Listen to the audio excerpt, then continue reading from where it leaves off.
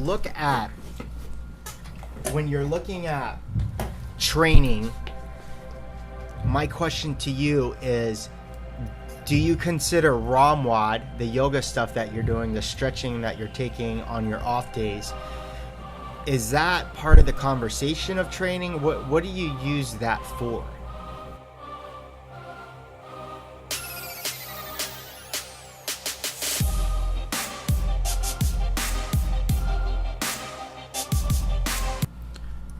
Well, a couple things. One is to increase my mobility, which means I will move more sound in the gym. And then I also use it for the mental clarity before I start a busy work day or anything like that. I try to kind of gather my thoughts first thing in the morning right out of bed. So my initial point when I said I didn't consider training was because I would do it on an off day no matter what, a day I wasn't going to train. Right. And again, the joke is I think we're arguing semantics here, because I think recovery days, off days, are a part of training. Like when you put it on a calendar, it's not like I train 4 days a week and the other 3 that I'm doing ROMWOD, getting massages, and doing ice baths. To me, that's part of training. So massage is training. Massage sits under why. So let's go to the same thing, right? And again, I think we're arguing semantics here. You see where we're going with this is that, so you do ROMWOD because you believe there's a benefit that can transfer into physical training, that when you get back into the gym on the day that you're going to follow a program that you have created, that it will make you better. I believe the same for massage, not from the physiological, how it improves the suppleness of my joints and muscle tissue, but also from a mental clarity, like you're saying, right? I need a day for an hour that I do to nothing, relax. Don't have to think about nothing, and that gives me a better training session. So why wouldn't we entertain those modalities as part of training, right? Because when we wanted to start this, or the title of our podcast is, are you overtraining or are you under recovering? And what I'm saying is that both of these things, to me, are principles of training, of things that can hopefully get us into better abilities in sport or increased fitness levels. Is under recovering is a misuse of training. Okay. It's philosophical, but the idea is that it's not that people are doing too much, is they're not doing enough with The other everything things. outside of the physical movement, everything else I'm doing outside of the gym. They're not doing that because, this is where we start the podcast, is they don't think it's part of training. It's just something they do if they have the extra time. Where you, and again, what I'm trying to sell you to is that ROMWOD for you is part of training. You believe in it enough that on the days off that you will do it because you believe it has, by not doing it, it makes you worse of an athlete. To me, because you believe in it so much, you implement it, it is part of your training. Yeah, no, I definitely, I switched sides after our conversation. And I think we're arguing semantics. I think everything you do outside of the gym that's going to help you enhance as an athlete is part of training. Is diet a part of training? Yeah, because we believe food is fuel, and that outside of the gym, you can't get away eating like shit and think that it doesn't have a negative side effect on your training. So eating well, thinking about eating well, following new principles that can hopefully enhance your performance is part of training. Yeah, I mean, I never really looked at it as, the big picture like you are. And that's, I think, at the end of the conversation is about big picture, and the athletes, the best athletes in the world, never stop training. Every moment, there's no nonstop. I was watching Sarah Sigmund's daughter, and she has this like mini documentary series that one of her sponsors are doing for her. And one of the things that the coaches said is that they are always on. They have to be always on. Not from like, I need to win every workout, but from the moment they're done working out, what am I doing to supplement to make sure I can recover? When I get home, I have to do 30 minutes of ROMWOD. I got to get my massage tomorrow. They are constantly on. I got to go to bed early. I'm tracking what my stress levels are. Like, they are always on. Every decision pertains to their training. And every single decision they make 24 hours a day. And that was that 1% we talked about, is they're looking for the 1%. It's not some miracle thing, some new modality they're going to do that's that's going to elevate their fitness by 50%, is that if they can look at every little minutia, that 1% makes a difference between winning or losing. Yeah, no, that's good. And I think majority of people don't, look at it like that, because it's not as fun as going in and pounding out weights and running, do a fast-paced Metcon. It's not fun to sit on a foam roller. It's not fun to, stretch. It's not fun to do active recovery on a friggin' bike for, slow pace. That stuff's not fun. What's fun is going for a PR or, getting your best time in Fran. That's fun. So that's where, the general populations, that's where their primary focus is at, because that's the fun stuff. Yeah, our slogan is not sexy. And because it's not sexy, they don't see a transfer. My favorite thing to do is put someone in a stretch, in a position of mobility, sit them in there for 3 or 4 minutes, and make them do a movement that they struggle at to see the transfer. That is like their aha moment of the function and the purpose of doing mobility work. Yeah, I mean, it's almost a wake-up call. It's a wake-up call. I remember first getting into CrossFit, I had a couple wake-up calls. One in particular was I went to do a front squat. One of my first times getting into a front rack, bro, it was ugly. I literally felt like I almost decapitated myself. I almost took off my throat because it was like so, uncomfortable, and I couldn't get my shoulders or my elbows in a good position.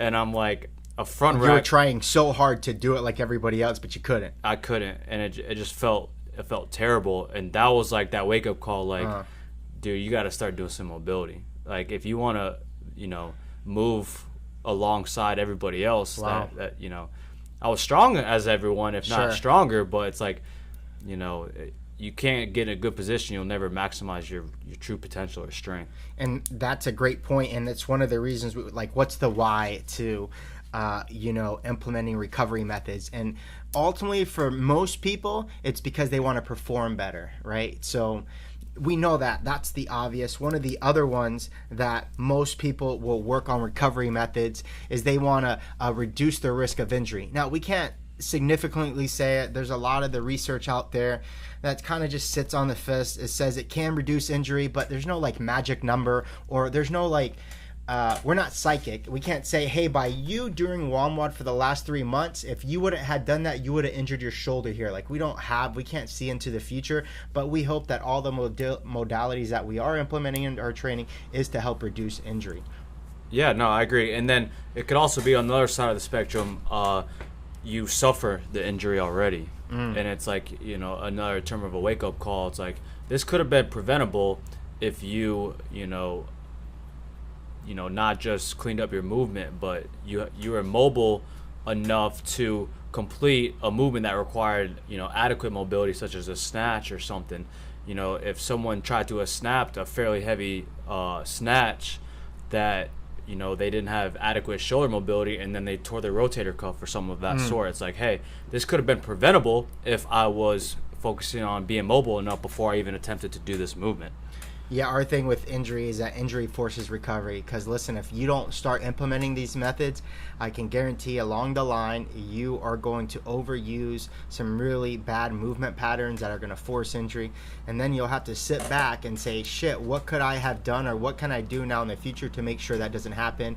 Unfortunately, I just wish we can have a lot of these conversations ahead of that happening. Yeah, because it's important, and sometimes it's not as easy to get through to people to do that. Because, like, our first point, it's not sexy. It's not sexy to do this stuff. Sure. And so we have to sell it as the lifestyle. From what we initially said, we have to sell it as common language as training, as physical training is, as important as we sell the deadlift, we need to sell recovery methods. Just like the diet, too. So what are some other signs of overtraining? What have you seen with athletes where it's obvious and clear that they're overtraining and they don't even realize it? Being too sore, not to the sore where like you felt like you got a good workout, but like your joints are achy, it's painful to move around to the point where you feel like you overdid it. You overdid, hey, that feels kind of sketchy, it doesn't feel right. I possibly have, did a little bit too much too quickly to where you're not feeling recovered to do your next workout. Yeah, another good one for me is nagging like injuries. Now, I'm not going to call them injuries. They're just nagging subtleties like my knee is flaring today. It's not injured, but it just doesn't feel right. It's a limitation for that particular workout. Sure. It's always like, oh, dang it, squats today where my knees is not, I know my knee is not going to handle this, or I can't box jump today because my knees are like those little things like that where they keep coming up during certain movements. Then we know they're not spending enough time to try to make use recovery methods to make that pain go away or subside. Yeah, it's a limitation. If the coach is going over the workout briefing and you're like, oh shit, there's that movement, we'll see how my shoulder holds up, that's probably a great indicator you might be overtraining, or you might not be doing the necessary steps to recover that particular muscle.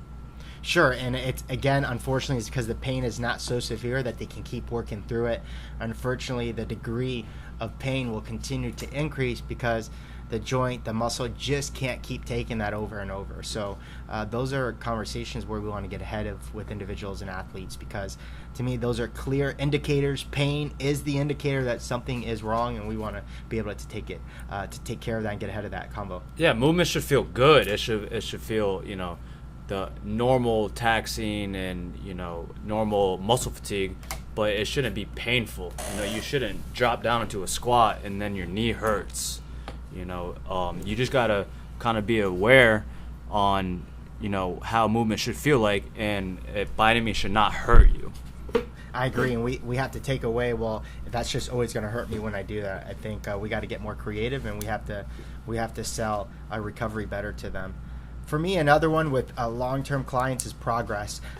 When someone initially starts out here, they have literally exponential progress. Like for me to increase my deadlift by 10 pounds would be a miracle in a 4-8 week cycle. I would be miraculously to turn my 450 pound deadlift to 460, 470. I would be so happy. Probably not going to happen in 8 weeks. For someone who's starting out, the male who comes here with a 200 pound deadlift, they'll finish 8 weeks at 315. Guarantee, I know it. But with longer individual athletes, because they train so hard and they don't just take a step back, that they don't see that progress. And it can be other things. This is not the end all be all because you don't see progress because you're not recovering. It could mean they're recovering too much, or they're not sticking to a program long enough. We're saying this could be a possibility of why advanced athletes aren't seeing the progress that they want, is they're just not using recovery methods consistently enough to be able to help adapt and handle these new stimuluses. Yeah, another good one I want to speak on was we got decreased motivation. And I'll suffer through this personally. I'll sometimes go 4 or 5 days straight of pretty intense training, sometimes a couple 2-a-days, but then I'm getting towards the end of the week, Friday, Saturday, and it's like I'm getting up to train just because I want to train, but I'm getting to the gym and it's like I can't get it going. It's taking me a little bit longer to warm up, and then once I eventually feel warmed up, it's like I can't get going. It's like nothing feels right. And, at that point, I feel like I just showed up to the gym because it was something I set out and I was supposed to do. Yeah, our combo pre-podcast was the biggest thing you struggle with is you just love to train so much, no matter what, that sometimes you'll go in there because you just love doing it, but you just don't have it in you.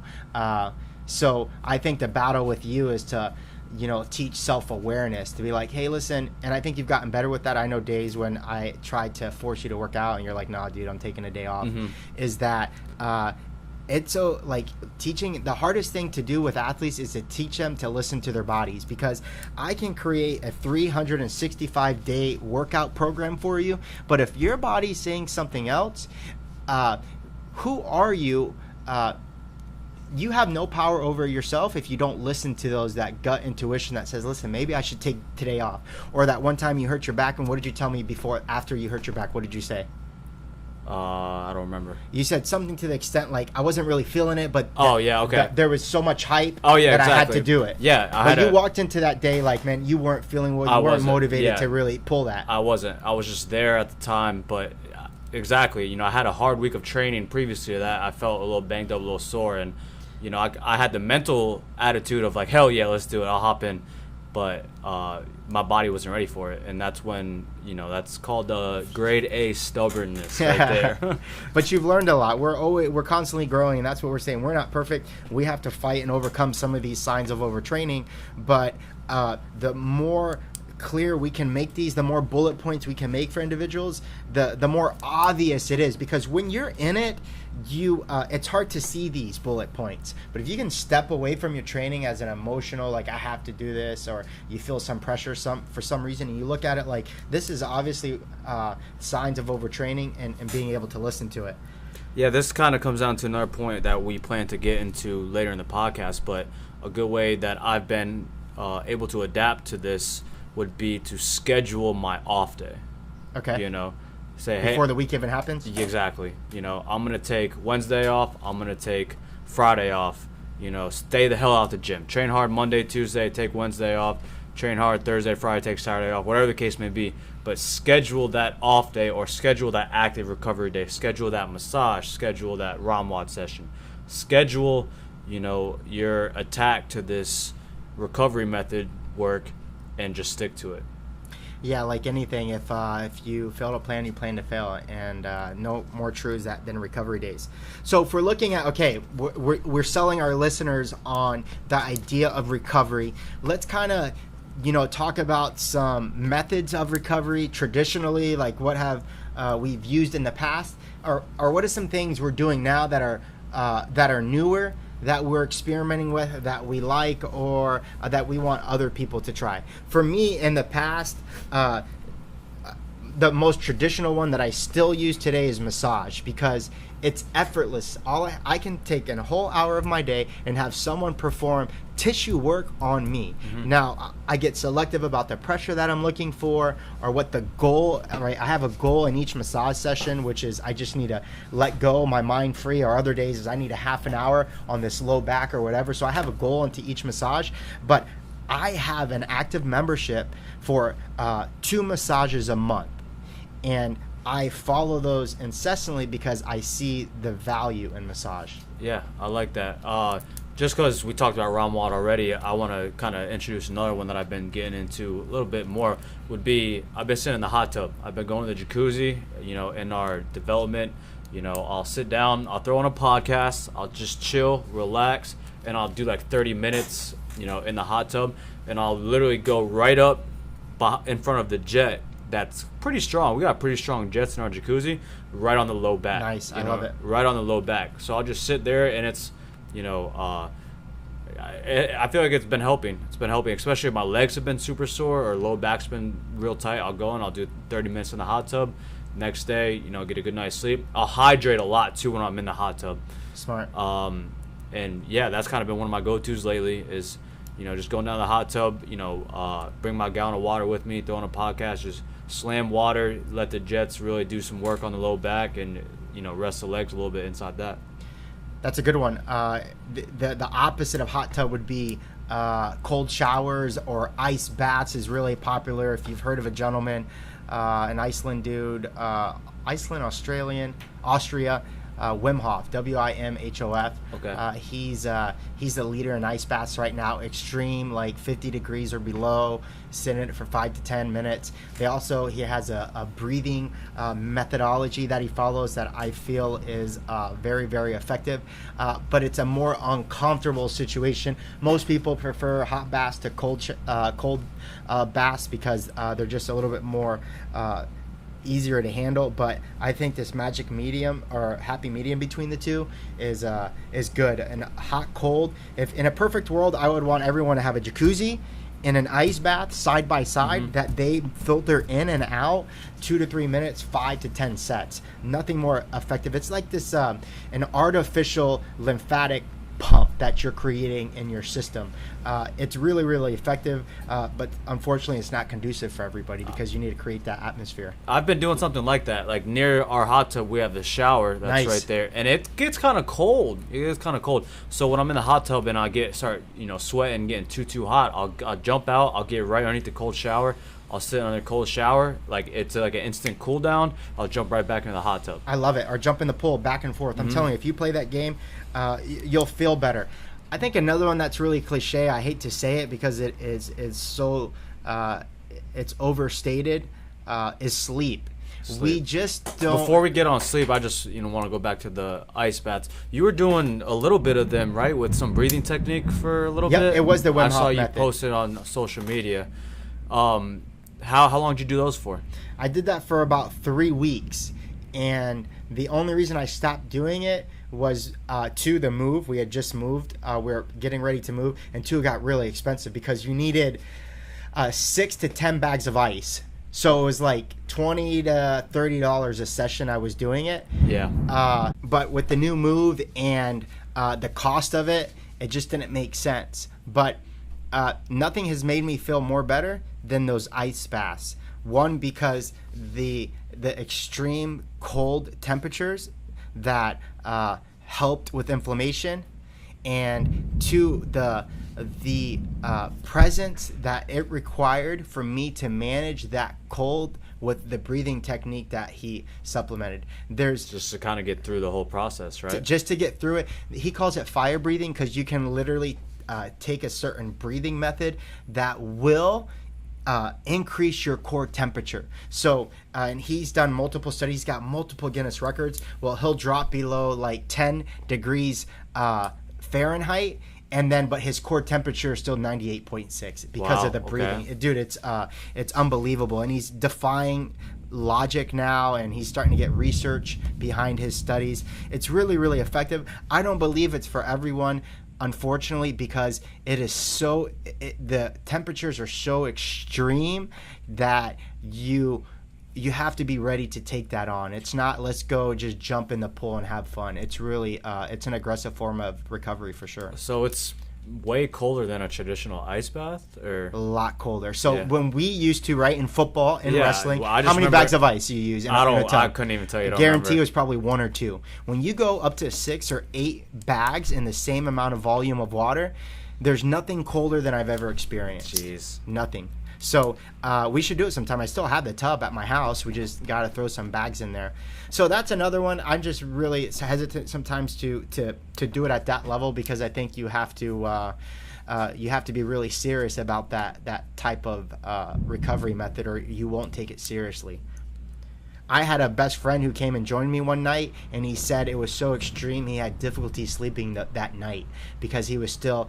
It's a nervous system stuff that was happening, and it was really interesting to see a different effect because I had been doing it for weeks before he had come. So to me, he jumped right into the fire. He just jumped right into it, and I learned from that. I know myself. I don't think I could go up to that level that quick. I haven't even taken an ice bath since high school. Dude, we'll do that as like a drinking game one night. It's how long can you last? Because there's a point where you get involuntary contractions through your entire body. You're shivering, your neck, like you can't control it because it is that cold. And the only thing that saved me is the breath. You got to learn how to breathe a certain way when you do it.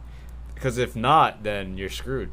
Yeah, you'll jump out. You won't make it. You won't start make it. Hyperventilating, get all nervous or something. You get nervous. Yeah. I mean, your heart rate will initially increase if you freak out until you can calm it down through the breath. It's physiologically, it's something else I've never experienced. Yeah, it's I neat. Wouldn't be able to last, man. Because when I was doing the cold showers for a while, like I jump into the shower super, super cold on its coldest temperature, and it'd take me a little bit to kind of calm down my breathing because it almost like puts your body in shock. You know? Exactly. Yeah, and I would say do the research on it. He's got some really cool stuff that he's putting out. It obviously works. It's a growing trend. It's something that's starting to hit our community more and more. They call it another way. They call it fire and ice. Is what they're calling this method because you're getting the hot baths. Most people are doing saunas now. They're doing saunas and then they're jumping into the ice baths. And there's something powerful about that back and forth. That back and forth like that, for sure. But I was talking about sleep, and we have talked about this in multiple podcasts about not how important it is to just get sleep, but to get consistent sleep. You can't make up sleep. The research shows that over and over. It has to be consistent over time. There's an app that I was sharing that allows you to track your sleep. There's a lot of different ways to do that, but it's what they say about sleep. It's a free form of recovery. Like it costs you nothing. All you got to do is put in the time. But it's just hard to do because of our lifestyles. You literally have to teach people the method of how to get to sleep because there's so many things that are keeping our attention.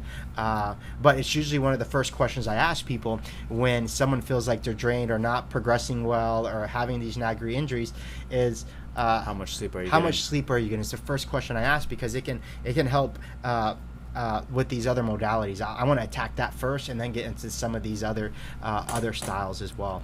Yeah, definitely one of my weaknesses is getting enough sleep. I feel like I've been a night owl my entire life, even before I started training. You know, there's something about staying up late, you know, during the night.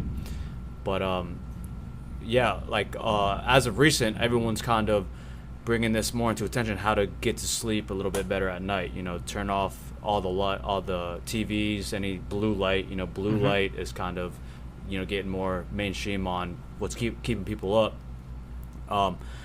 So turn off the blue lights. The schedule is, you know, really important. Go to sleep at the same time every night. Yep. Wake up at the same time every morning, and you know, you guys just gotta kind of keep it as a habit of, you know, making sure that it's a priority. You know, sleep is a priority, and you set your time aside to get enough of it.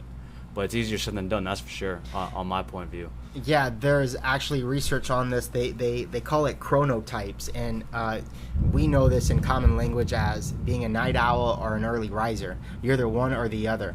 And it's not necessarily that they believe it's more important to maintain this a consistent amount of the time that you go to sleep rather than when not when you go to sleep, but when you rise. There has to be a consistency with the time that you rise because it reduces your melatonin levels early, which means you bring them back sooner throughout the night. And so that's the consistency. It doesn't matter like if you fall asleep at midnight, but you probably should be waking up at 8. Like there's an 8-hour gap that you're sleeping. It's not like the issue is when you go to sleep at midnight and you got to get up at 5 or 6.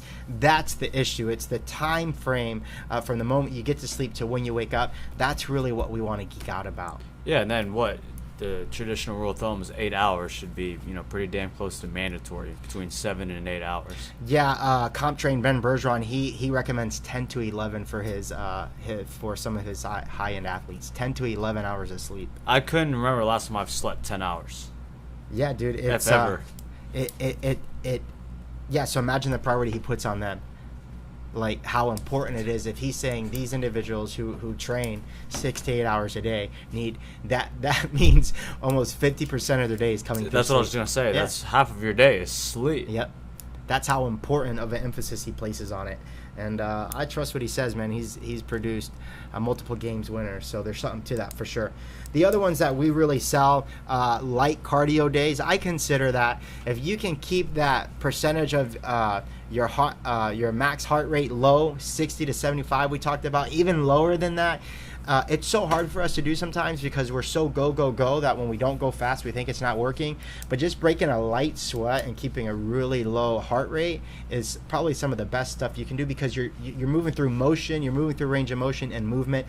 You're just not you're not doing anything, right? I think one of the things we're both clear about is do something. Don't it's very rare we take a full day off where we don't do jack. Once a week, maybe once every 2 weeks we might do that, but it's very rare that we do that. We always want to stay moving lightly. Yeah, no, the term for it is you're kind of pushing the lactic acid, you know, throughout and then eventually out of your body. That's why that light cardio stuff is some form of, you know, movement is you know, beneficial.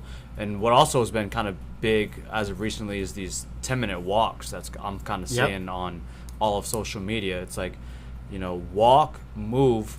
You know, because the worst thing you can do is sit in a desk for 10, 11 hours. That's no form of recovery. That's doing way, you know, more harm than good. But move, you know, go for a walk on the beach, you know, sit on the airdyne outside for a, you know, slow pace. Go for a real light jog. That light cardio, you know, will go a long way. I love it. So we're selling why. We're selling multiple methods. How do we get individuals to implement this? What would be your advice to individuals who acknowledge they need recovery? They have some tools that we've given them. How do we starting tomorrow, how do we implement that throughout their training? Well, like I said earlier, was schedule it. Schedule it. You know, like you said, you know, if you're failing to play and you're planning to fail, set your off day or set your active recovery day, whatever it is. Set the recovery methods that work for you, that you plan to use. You know, set that, you know, Wednesday, Friday deal, whatever it is, part of your schedule, and then execute. Plan and then execute. That's great. What do you got? What's a good suggestion that you'd suggest for the listeners to start doing right now? Well, I think it's important that individuals know. I don't think all modalities work for everyone. And we can sit here and argue hot baths versus cold baths or massage versus myofascial release. I think people need to experiment with different modalities and give it time to work. So I would say start with 1 or 2 modalities that you'll spend the next 3 to 4 weeks doing. Don't do anything else. Don't get caught up with anything else. For example, let's say I'm going to, for the next month, I'm going to schedule 1 massage a week, and I'm going to do 3 hot baths a week for the next month. Let's do those 2 things. Don't do anything else. Don't get caught up with anything else, and let's see what happens. Do you feel like it has a positive outcome on your training? Because if it does, it works. If it was negligible, maybe you didn't give it enough time, or maybe it just doesn't work, try something else until you are sure without a shadow of doubt. Like ice baths, if someone said, listen, I'm really, really serious about recovery, what would you recommend? I would sell the hell out of ice baths because it worked for you. Because it worked for me. Now, it could not work for them, but if they did it in the environment that I did, I know it would work. So, but I think they just caught up with some of the traditional methods, like just sitting there and stretching, that they're not opening their eyes to some of the new research coming out. Yeah, or they're not doing it correctly. You Yep. know, they're not doing it correctly or long enough, like you just mentioned, to really reap the benefits. And I think a good rule of thumb is that the newer you are, the more advanced you are. So there's this kind of bell-shaped curve when you're first starting out, or if you've been in the game for a while, you need a lot of recovery. Mm-hmm. You need a lot of recovery. That doesn't mean a lot of days off. It just means you need to be implementing a lot of different methods at all time. Because when you're new, it's not the propensity of getting injured. I don't think that's my fear with beginners. It's the soreness. It's this extreme soreness that we want to mitigate. And for advanced athletes, it's volume, because they've been in it for so long, they've been doing the movements the longest, they're going to risk injury. So for these two extreme fitness levels, either really new to the game and not really well conditioned, or so well conditioned and been doing it consistently for a really long time, you need to immediately start implementing modalities. If you're kind of on the fence, it probably doesn't have an effect on you. You might say, hey, I train 6 days a week, and my question is, well, you just don't train hard enough. Because if you're training 6 days a week and you don't think you need recovery, you aren't training hard enough. You're not my concern. Mm-hmm. You're not the one that I'm concerned about recovery stuff. Yeah, no, I like that bell-shaped curve combo. You know, the people that first starting out that are real sore, you can give them a quick fix. Hey, my arms are super sore. What do you suggest? I got a question yesterday. Hey, my biceps are really sore. What do you suggest? I literally texted him the simplest thing. Hey, lock out your elbow and with your bicep facing up, pull your fingers towards you so you're stretching your bicep and your forearm. Very simple stretch. It could work very easily. Or, hey, my legs are super sore. What do you suggest? Go for a walk, maybe a light jog down the street. The more advanced athletes, hey, we're going to spend, 10-15 minutes on mobility WOD, 10-15 minutes on WOD, a cold bath, a massage. We got to get that much more and that much more dialed in the more advanced the athlete is. I love it. We're on the same page, buddy. So get on that training tip. You are either overtraining or under recovering, and it's likely that you're under recovering. Yeah, just, pay attention to the little things, schedule the little things, and, just make it that much of a priority along with all that fun stuff we like to do, which is train hard. Thanks, man. Thanks for listening. We'll see you next week. See ya.